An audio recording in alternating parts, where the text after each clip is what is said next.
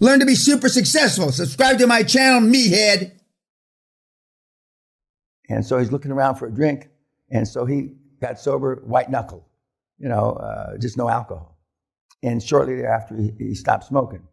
But when he was an alternate of the 36 Olympics, gymnastics, alternate on the rings and the long horse or whatever that fucking thing. Anyway, okay. And so, and he got knocked out, and he didn't make the Olympic team as an alternate. He never did a push-up or any kind of exercise from that time forward, even though when he went in the war, he did whatever you're supposed to do. And so he smoked and drank from 18 to 88. And he died at 90, almost 92.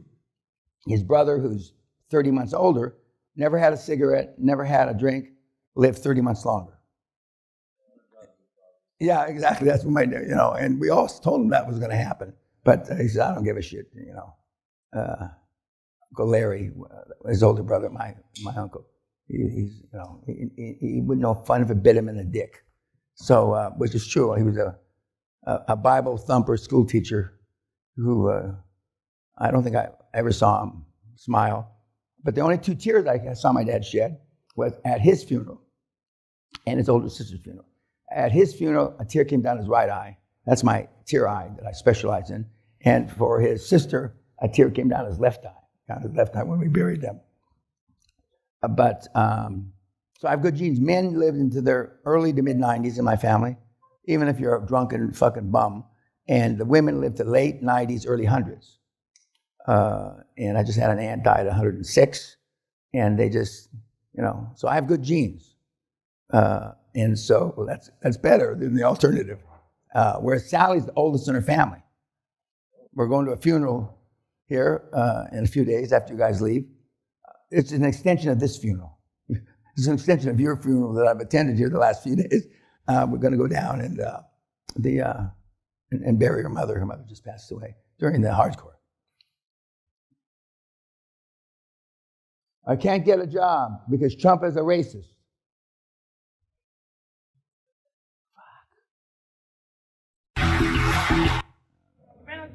Okay. All right. Bye-bye. Hello, sir. Joel Reynolds? You're Joel Reynolds? Yes, I am. Would you like to have a seat, sir? Yeah, in a minute. I'm a little puzzled. What's this outfit? Is it a Halloween party or what is it? Oh, no, it's Casual Friday. Casual Friday? What does that mean? That means we just dress like we would at home. But you're not at home. No, but it's just Casual Friday. So. Yeah, I know. You told me that already. What do you do on Casual Friday? Well, we just come in and do our work, but we dress casually. I don't like it. Well, it's just one day of the week. I don't give a damn if it's half a day a week. I don't like it. I'm here to change my will. A lot of money is involved. It's very important to me. Oh, we wouldn't treat you casually. Then why the hell you dress that way? I want you to be on cutting edge, man, whenever you're handling my business. This is cutting edge. I don't need this crap. You look like a fucking cowboy. You're JR, huh? Joel Reynolds, right? Look, you belong in Dallas, not L.A. I'm sorry, please. Yeah, you should. Just understand that You should be sorry because you just lost my account. You go wrangle somebody else's. Thank you very much. Son of a bitch. If you come back on a Monday or a Tuesday. My generation. And if I left it to your own devices, I know how you dress. The QLA seminar is not just a seminar. It is a blueprint for creating generational wealth as fast as humanly possible. I teach you how to turn nothing into millions, billions, and even trillions. If you want to take control of your life, to create a legacy that lasts for generations, the time is now. Do not wait for the right moment. The right moment is this moment. Be bold, be selfish, be ruthless, and take no prisoners. I will still do seminars, but I won't be able to do this forever. Act now or not at your own peril. Thank you very much. And for those of you in Florida, I should have done a deal with Brooks Brothers many years ago.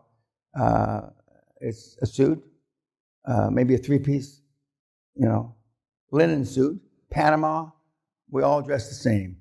And the first minutes of the first conversation We had a kid, 17 years old, a few years ago, who had a meeting with KPMG, two partners, potential engagement partners, that came to him, and they met at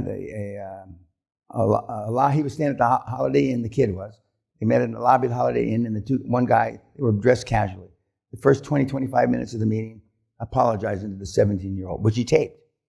I wouldn't have allowed him to tape it. He taped. I already said this before today. We have 6 or 7 different points that are turning points where we take advantage. That's the first, how you look. The second, which I'm more or less a little concerned about, is how you talk. The first words out of your fucking mouth. And it's in the scripts. And did somebody say something? No? Okay. It's in the scripts. And there's other turning points, which are all in the scripts. And when you memorize those, not memorize them like you memorize something when you were going to school, or listen to that. And you can verbally get them out of your mouth smoothly, and you sound, reasonable. You're going to have such an advantage. And these meetings you're going to have, whether it's the lawyer, accountant, the bank, the potential board members, are short, 12 to 18 minutes. If the meeting's more than 18 minutes, something went wrong. Unless he asks you, would you like to join me for lunch, young man? But you don't have that much to say. And I know it's hard, especially for me, to shut up and not say anything. But there's time, when it's over, thank you very much. When they say yes, thank you very much. I can show myself out, sir. This isn't the last time a hooker stopped you in New York City on Madison Avenue in 56, stopped your car and said, hey, Sarah, do you want to have fun? This isn't that kind of conversation. Everything is extremely professional. Short on words. And they will, when we were at the thing for my knighthood, a few of the people recognized me. But one had recognized me because he had been interviewed as a potential chairman by one of the kids. I don't know who it was. And he comes and says, are you Dan Peña? I said, yes, I am. Oh, he says, well, Sir Dan now. I said, thank you very much. I got interviewed a couple years ago. I realized I didn't make the mark because he never came back. And so, on the one hand, I'm happy, that the kid, on the other hand, I don't need to be stopped in I'm getting a knighthood for him to tell me this shit. But anyway, and everybody you meet, you're not going to pick. As desperate as you are. And Canadian interviews are easier. They have closer to being a gentleman in Canada than most other places. Meetings in New York, fuck. Like you're John Gotti, a junior gangster like our Lebanese buddy over here. And once you've done these a few hundred times, by the time you make your first pitch to your first motivated seller, when you go down the row, you will have roughly between 120 and 160 presentations. 120 to 160. And you top that off with Carnegie Sales Course, and you top that off with Toastmasters, you'll be a slick son of a bitch. Or lady bitch. And you don't have to know everything. We've never been to court because you told them X when it was Y. And I said something in one of the webinars here earlier. When you fire people, film it. Film it.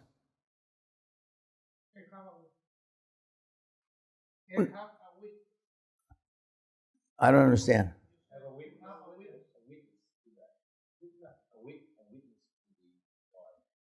Why do I have a weakness? Witness! Do they talk like you where you come from? I'm the one that speaks the best. Oh, fuck. I'll be with you then, fuck. Okay.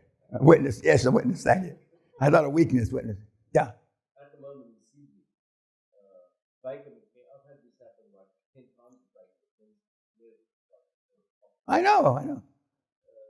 Guys walking dressed in beach clothes, like they're going to the beach, and they always, I'm sorry, sir, right? Or the big excuse now is, we don't see many people now because after COVID, it's all over the online media and so forth. But that's When they used to tell me that, that's like normal. yeah, when they used to tell me that, well, I'm not any people, sir.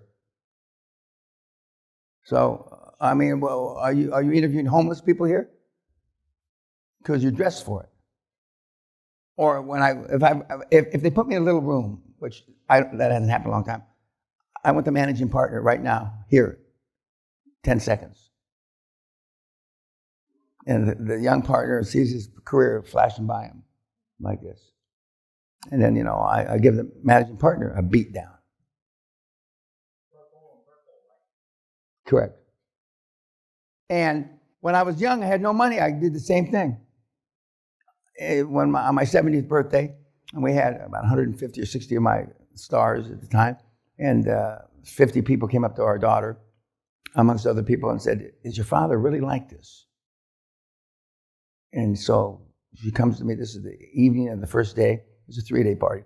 And she says, "Daddy, these people are meatheads. I know why you call them that now. They're retarded."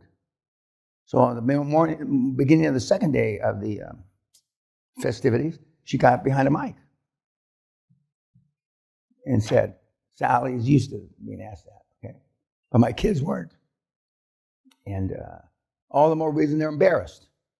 Jesus Christ, what do they think Dad is?" And so, but I've been like this since I'm 8, 9 years old, maybe 10. To the time, slightly before I tried to kill my teacher. Slightly before. And you want to be remembered. You remember how I told you you don't want a chairman that you have to explain about? I don't want to have to explain about you 5 years from now. I want you to have stood up, been counted, and acted like you had a fucking pair. Or whatever the equivalent for the gals are. A pair of stiff nipples.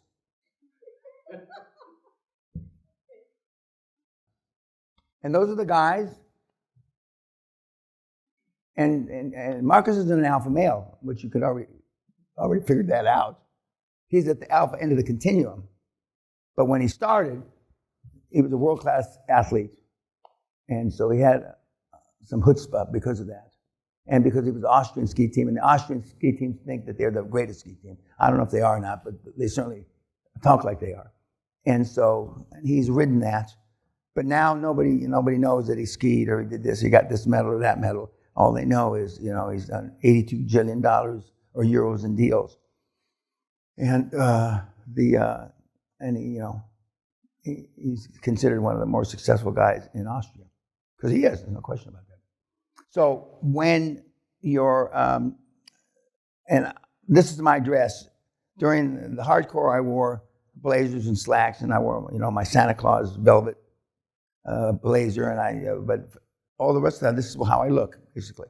And one of the reasons many years ago, we stopped, I've had private planes for a long time, and so we're part of the NetJet, or a partner of NetJet. Not an endorsement, I'm just telling you. NetJet's not perfect, even though Warren Buffett owns it. But this is the uniform. And just as you're not going to find many deals riding in economy, whatever the classes and planes are. I know economy's still there, right? Still economy? Okay. You're not, what? Yeah, well, okay. And you will find deals in first class. Or now the cabins and all that shit, that they have. But for the most part, Sally and I, when we do fly across big chunks of water, we fly with the Asian guys, Emirates and stuff like that, because they're the better airlines than the American Airlines. Okay.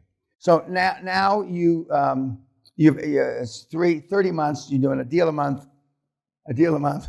and you exit. You'll exit. And when you exit, you want as much money up front.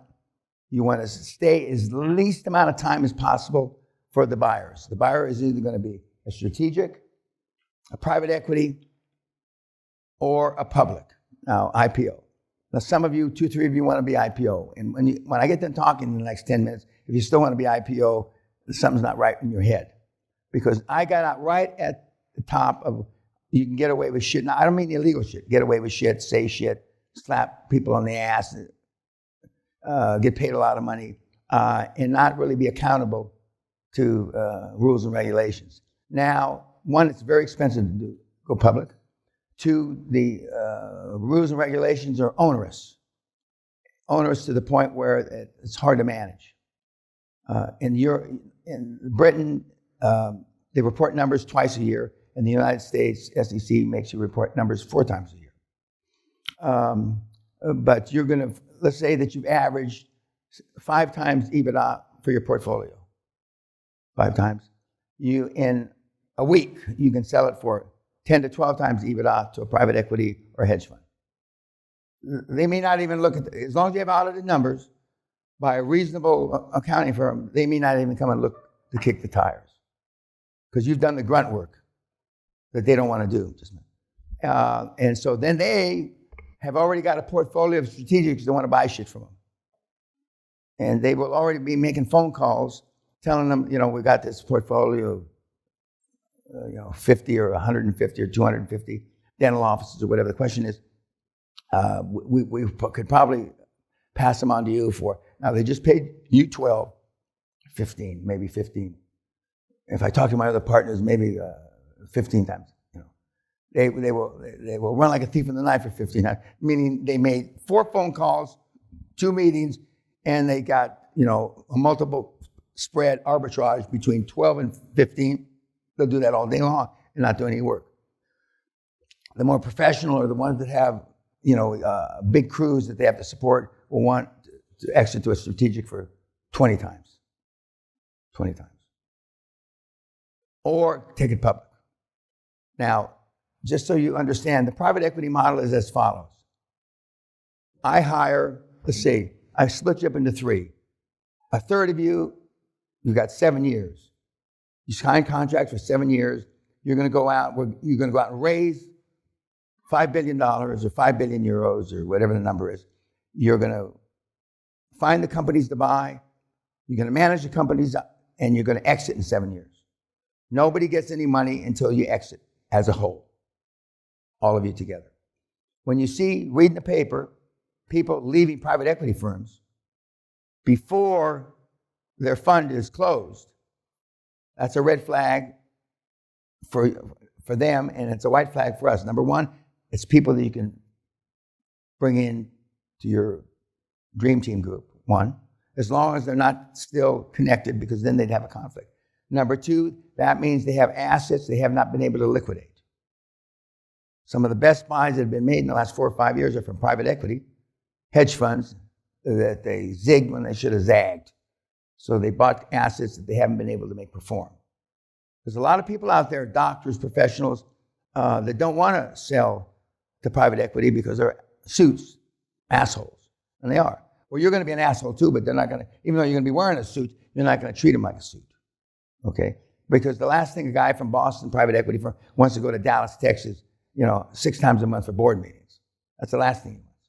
And even worse, if you're in Mississippi or some bumfuck Arkansas or someplace, that's the last thing they want to do. They can't even get a decent meal. That's the way they think.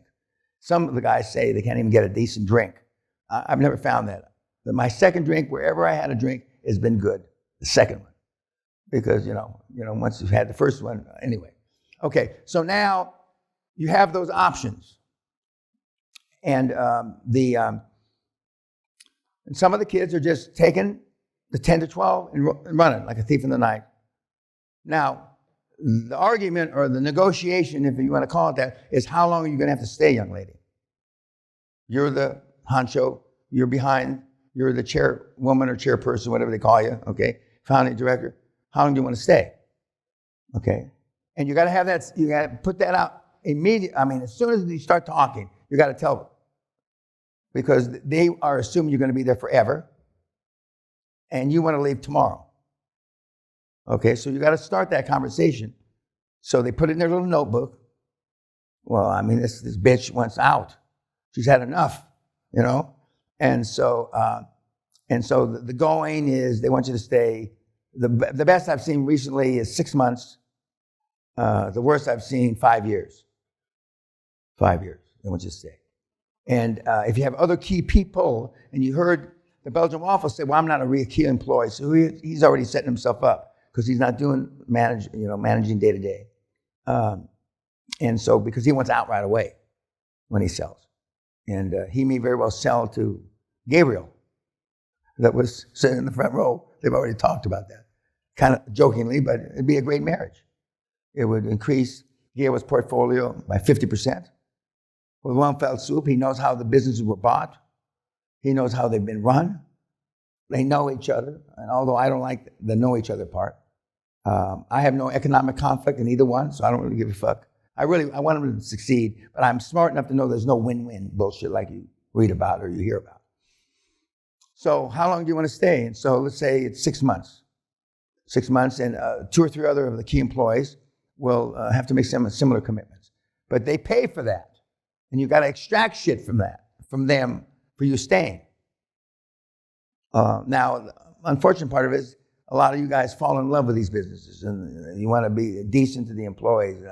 But you heard Belgian Waffle say it's all about fucking money. They talk about their patients, and at the end of the day, it's all about fucking money. These guys that roast their patients like a pig in a spit fire, a barbecue. It's all about money. So you make a deal that you're going to stay 6 months. And then for another 6 months, you consult, you come in once a week. But you want 100% of your money. Okay, that's where you start. You actually start more than 100% of your money because I'm making this commitment, I want 110% of my money. Okay? And because my time's worth something. I just spent 5 years building this piece of shit. And so you settle, and they're going to give you 105%. They're going to give you 75% first tranche, and they're going to give you the 25% over the 12 months that you're there. Okay, 2 months in person, 10 months, once a week or whatever the hell it is. That's a good deal, 75%. The most is you're going to get between 40 and 60% of the money, first tranche, 40 and 60%. Now, a lot of you will be tempted because nobody's ever talked about giving you 80 million or 120 million or whatever. And we had a guy at the Hardcore named Baker, Canadian guy, who came to the regular seminar in 2020, just before Corona, and now he's built a terrific company in transportation. And he had an offer on the table. And I'm not going to disclose it because we're filming this, but he went back and he renegotiated his deal because he was going to get $40 million on day one. And he was hot and bothered. I mean, they never had any money. I mean, that's what they do. They lure you into their Venus flytrap. And somehow they try to figure out what's a lot of money to this little skinny shit or bald old shit or whatever, okay? And between 40 and 60 million cash first tranche normally gets your attention. Are there a lot of buyers? No, this is him. Okay. You always tell them there's no other buyers, but no, there were no other buyers. Yeah, that's all horse shit. Once in a while there are other buyers, but it's not like flipping condos in Miami where there's 9 offers and shit like that, But occasionally that does happen, but not in the current market. It's not happening in any industry. Other than AI, artificial intelligence, they got lines of people willing to pay crazy monies. And so you're going to stay 2 months. You're going to get 60% up front, and sometimes, depending on the business you're in, they may even want you to make a commitment to attend board meetings the second year, but they pay for that. Well, that means, the second tranche, instead of 20%, I went 30%, and I only went 10% outstanding when I'm attending these board meetings the second year. And they fly you there, and they do all. You don't have to worry about that part. You should be able to buy your own ticket when they give you 60 million cash up front. But some people, it's a matter of pride or something that they should. They never stayed in a suite at Ritz-Carlton before, but now the private equity should pay for it. But don't let the deal blow up over that. I've seen $600 or $700 million deals blow up over 25 grand. Who's going to pay the expense for 25 grand? And before that, I saw a deal, and I said, I'll put up the 55 grand. I will. I'll write a check right now. Next, what's the next thing we got to settle? But you know you did a good deal when the lawyers and or accountants are fighting each other. I mean, physically, fist fights. The lawyers on the other side say, we were too easy, they fucked us. Your lawyers say we were too easy, they fucked us. And especially down in the South, you know, they would still have dueling. If I became President Trump, I know you should reinstall dueling at the Oaks at 6 o'clock. You know, when I was 25 or 30 and I thought it was tough, I'd say fighting. But I'm 80 almost, so dueling. I'm still a crack shot, so at the Oaks. And you should be able to make these decisions because you've already made them before the meeting. And when there's a second, third, and fourth meeting, your deal would deteriorate with every meeting. Although your goal is their offer to increase, it hardly does. Because they know that a fat tub of shit or a little skinny gal or whatever, $40, $60 million is a lot of money. Now remember, it's not their fucking money. They raise it from some moron's pension or 401k or something. And so they don't have much respect for it. And they spend it. But the closer you are to the end of that 7-year time frame, when they have to dissolve by statute the partnership, the more leverage you have. The more leverage you have. And of course, your lawyers, depending on how sophisticated they are, will know some of this. Some of the lawyers will know all of what I just said. But you know where to ask the questions and where to poke them. And but some of the big law firms, like in Boston, New York, the white shoe firms, you know, are loath to be disrespectful to the other law firm. And they have to be disrespectful if they represent you to your utmost. You got to piss somebody off. And a lot of the big guys, big firms, won't do that. And one of the questions that I forgot when I was reading your homework, I forgot to mention, when you're interviewing any board position, and they say, you know, if I can add value, this makes blah, blah, blah, blah, blah, and then you say, and by the way, sir or madam or it, is there anything in your professional financial background that could preclude us from getting a commercial finance down the road? That's a nice way of saying, did you steal, get caught stealing, cheat, indicted, convicted? And when they go like this, the interview's over. Because then they'll might say, well, is there a time frame on that? I was unindicted co-conspirator. That means you just had a smart lawyer, but you're a thief. That's really important. You heard the Viking bitch say her first chairman said he had a conflict. Remember? He didn't have any fucking conflict. But no, that's not the pedophile. You know, I don't. There's a lot of pedophiles. Don't believe me. It's unbelievable. You're supposed to register as a pedophile. You know, and back when I was doing it, you didn't have to register, but now it's a matter of public record. You can't live near kids and shit like that. But anyway, but his contract said he had to be 5 years. He knew that, but he just went back and checked with the lawyer. Is there anything in your past? And there are a lot of unindicted co-conspirators, meaning they had a great lawyer and they got off the hook. Yes, sir. White shoe. No, white shoe.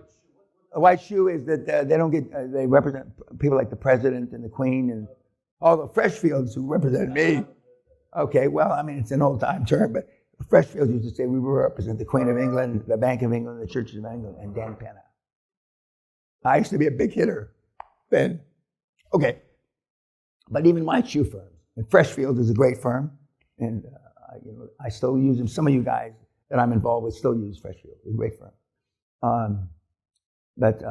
So now, getting back from what I just said about have you done anything bad? Okay, so we're selling, and we've decided to not go the private equity route. You're going to go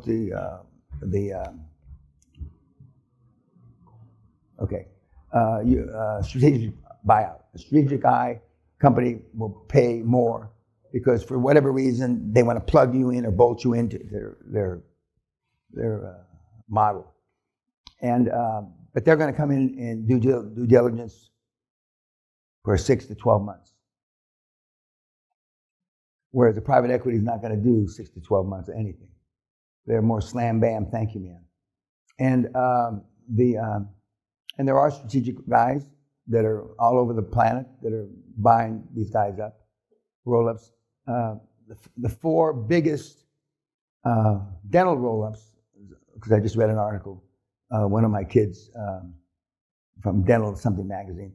It was 105 million pounds and £1.4 billion here about 3 years ago. Bupa bought both here in the UK, and simultaneously the Toronto Teachers Pension, or whatever they're called now, bought a similar portfolio of about $101 million and $1.6 billion for dental practices in the United States. In the United States, about simultaneously. It's about 3 years ago, 4 years ago. And for the billions, both in the UK and in the US, they rolled up about 260, 280 dental practices each, the one in the UK and the one in the US. And the 100 million one rolled up about 60 or 70 practices on each side. Okay. The 3 best, I told you, the 3 best credits for the last 50, 60 years since the Korean War are veterinarians, dentists, and escort girls are the 3 best credits that always get paid back, always pay the money back. Veterinarians, dentists, and call girls are the 3 best. Yep, and we know such a roll up from our girl in Australia. Okay. I've never tried to roll up escort services. I have rolled up brothels, whorehouses before. That was more fun than you could. I could write 100 books about that one. And as funky as you might think a brothel is, they're run pretty strictly.